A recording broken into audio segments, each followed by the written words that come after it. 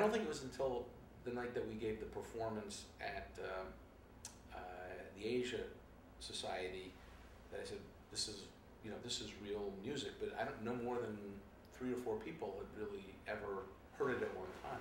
But my point is, okay, so, but all those people, Irwin, Doran, Jane, Bob, they all heard all 22 songs? I mean, my point is, during the songwriting process, at what point did you think, even if it wasn't going to be performed, you still were referring to this as a rock opera? Because when I talked to you about it for the first time, you said, I've written a rock opera. So when did you realize in the songwriting process with Al, after you wrote 10 songs, after you wrote 20 songs, after you wrote 4, like, that it was starting to take on a life of its own? I think the music was...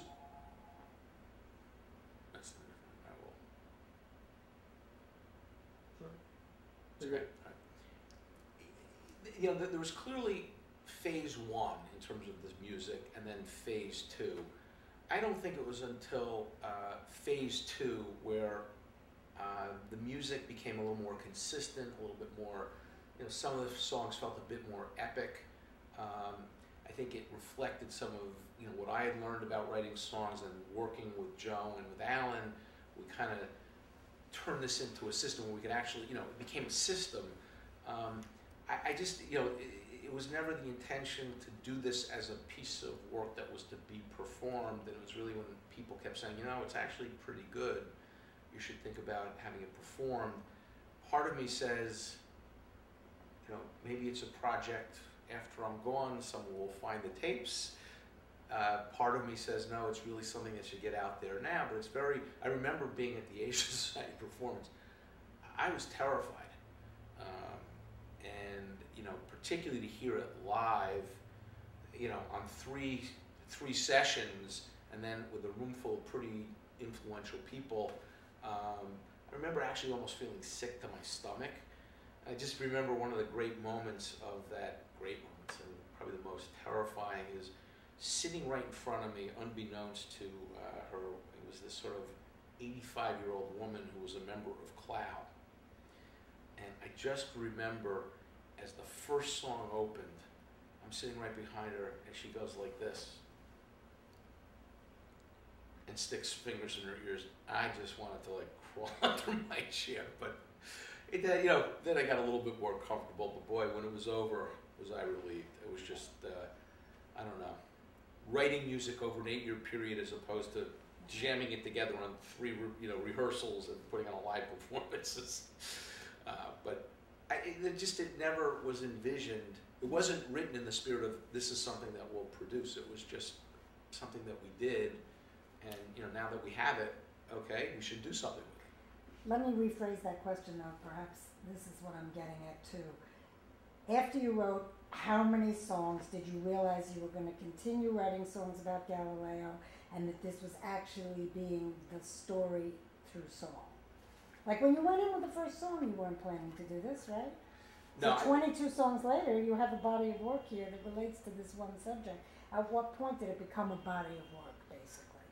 I'd say it must have been somewhere around 2002, 2003. You know, we started probably earliest versions of the song, realistically 1998, 1999.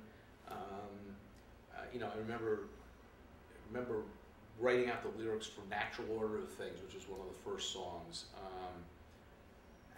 You know, had no, there's really no ambition with this other than as a vehicle. And, you know, the fact that we're sitting here talking about doing something was kind of, you know, I like, but it's not where it came from.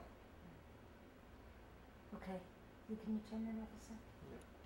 You always say Counting Crows, and it's not Counting Crows, it's Black Crows. You're right, you're and absolutely Black right. Crows ripped it off from the Stones, Yeah, because George Papulis, yeah. my friend, walked in there with Rod Stewart's Every Picture Tells a Story, Yeah. and with the Stones' Exile on Main Street, and said, copy this. And that was how the first Black Crows. Okay, yeah. so we gotta go. 'Cause We got a dub. No, you're right. No, it's like Counting Crows. Counting. Black Crows ripped off Open G tuning, but the current example for band, people who know Primal Scream is, that's a British band that has totally ripped off the Stones.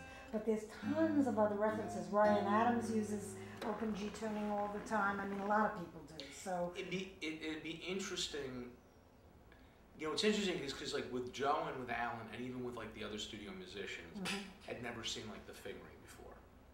So it wasn't like it was any like great, you know, it's like I didn't know what I was doing. Right. So it's like literally, you know, it just. What was it? Brown Sugar? What was it you were trying to play? Oh no. Honky Tonk Woman. You never played any Chuck Berry songs? That was. Yeah. I'm trying to play it in standard tuning for like 25 years now. You're in the wrong tuning. Wait, how are you trying to play it? Show me. No, in regular tuning. Right. As opposed to. Right. What was it in regular tuning?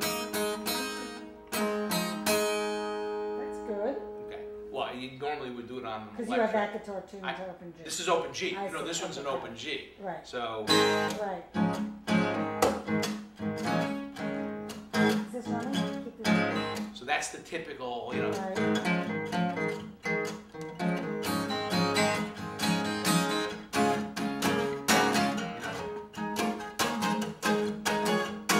That's the traditional, you know, Rolling Stones, Black Crowes, you know, kind of three chord rock on steroids, and it's got that driving sound.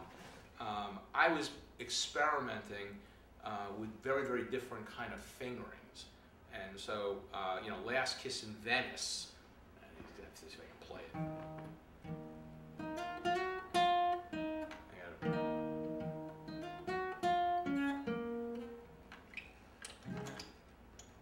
I have to remember how to play it.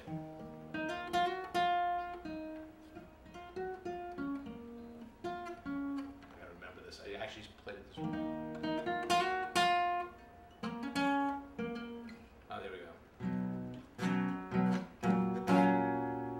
So if you look at the fingering, I'm typically 4 or 5 frets apart, as opposed to kind of like bunched up. So.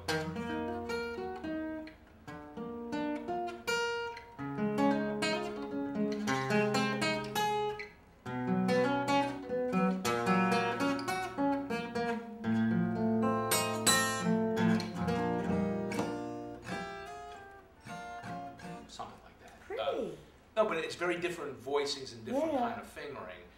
Mathematician, it's kind of, actually, we did, one of the first songs we recorded was we did Norwegian Wood, Joe, Allen, and I, in open G tuning. And it kind of, you know, it's just very different voicings, and Joe's kind of got that, you know, can turn on the John Lennon-y voice when he needs to. But it was very, so there's a lot of octaves in it. Not that many notes, but and what that was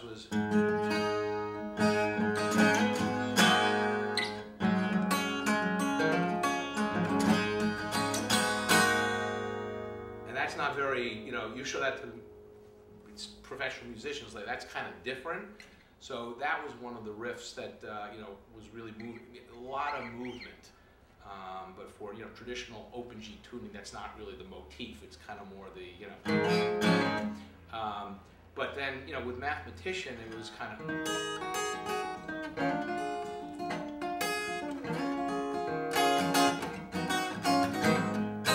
And that little flourish at the end was from Wholehearted, but they don't do it at open G tuning. What's Wholehearted? There's a Hole in My Heart. Why? What the heck's the name of the group? I don't even remember their name. But I would take things that I'd learned in standard tuning and just kind of, you know, it would evoke it. But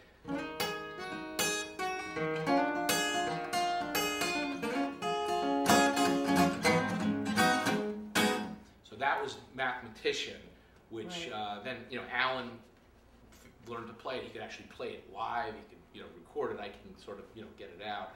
But like even in Living in the World.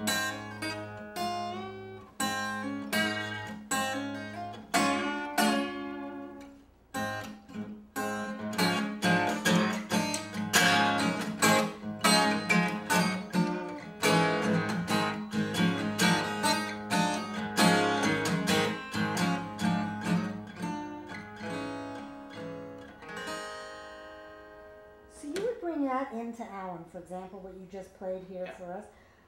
There's a lot of Eastern kind of vibe to that. Where does Well, that that's come really from? that's really the kind of the George Harrison-y, you know, everything from Within You, Without You to She Said, She Said.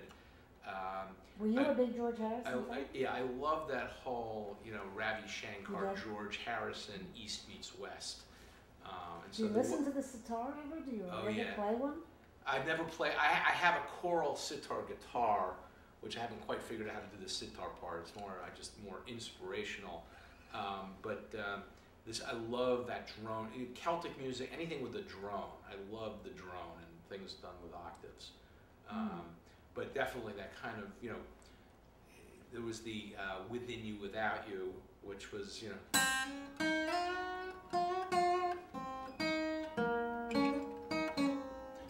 This is open G as opposed to you know, the sitar, but even in you know, Living in the World was a, you know, evoked the Harrison riff of, you know, Within You, Without You.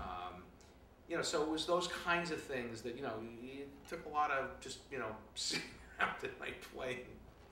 But you know, there was, you know, I think probably Last Kiss in Venice was like the first, you know, very, very different song in open G tuning.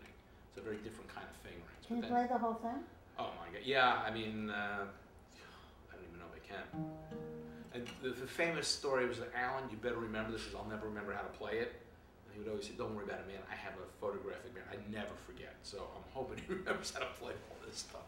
But you know, I typically go in with a part, so it, you know, wouldn't be like, here's the whole song. Right. And then we'd get it down on tape, but.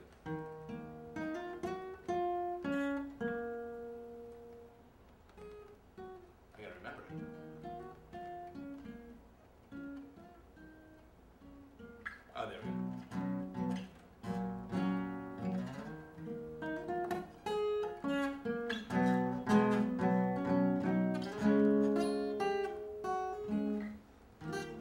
I can't remember that chord.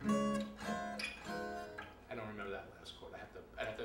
Is there any song that you did remember all the way through that was really easy to just dash off on the guitar? That any of the? No. I mean, like that fingering on Mathematician, I can't imagine how you nailed that.